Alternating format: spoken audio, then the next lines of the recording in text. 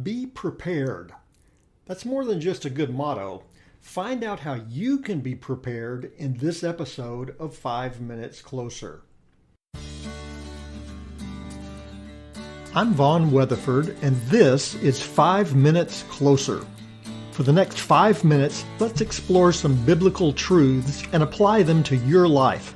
No podcast, including this one, can transform your life or give you what you really need. Only Jesus can do that. You can find out why in what I've called the first five episodes of 5 Minutes Closer.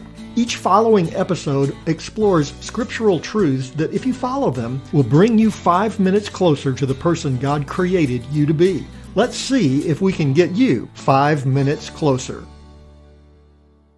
Every good military leader knows that two things win battles: planning and supplies. Every military leader and every parent of a 6-month-old. For the parent of an infant, getting ready to go anywhere requires all the planning and packing skills you can muster. You have to pack the diaper bag with all the essential ingredients: bottle, formula, tissue, wipes, toys, blankets, and still leave room for actual diapers. That's a feat that you can accomplish only if you have one of those giant-sized diaper bags. I've seen smaller cars. Then you must ensure that you have all the other essentials: car seat, stroller, bib, and your child's favorite snack. And of course, you cannot forget the all-important pacifier. And that's just to go to the store for an afternoon shopping trip. Don't even think about what you're going to need to pack for any actual trip. Napoleon had an easier time providing supplies for his armies, and he had elephants. But every parent knows you've got to be prepared.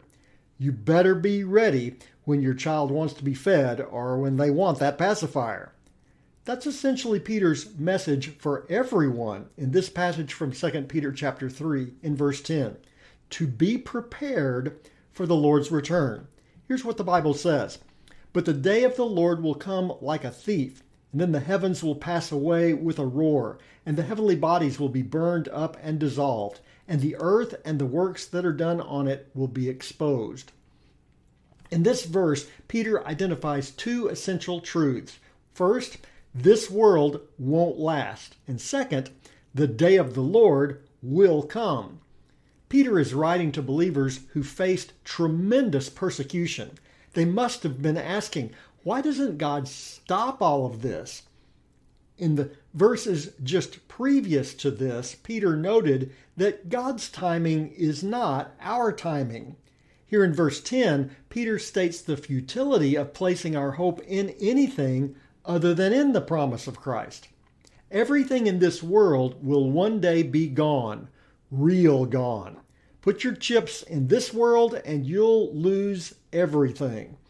It's like the old saying, well, that's like trying to nail Jell-O to the wall.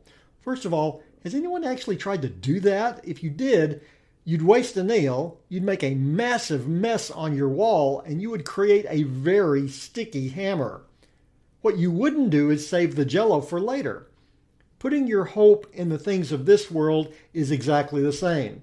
Not only do you wind up with nothing, you create a huge mess right now. Peter contrasts that with the promise of the Lord. Peter was confident the day of the Lord will come. You can be confident also.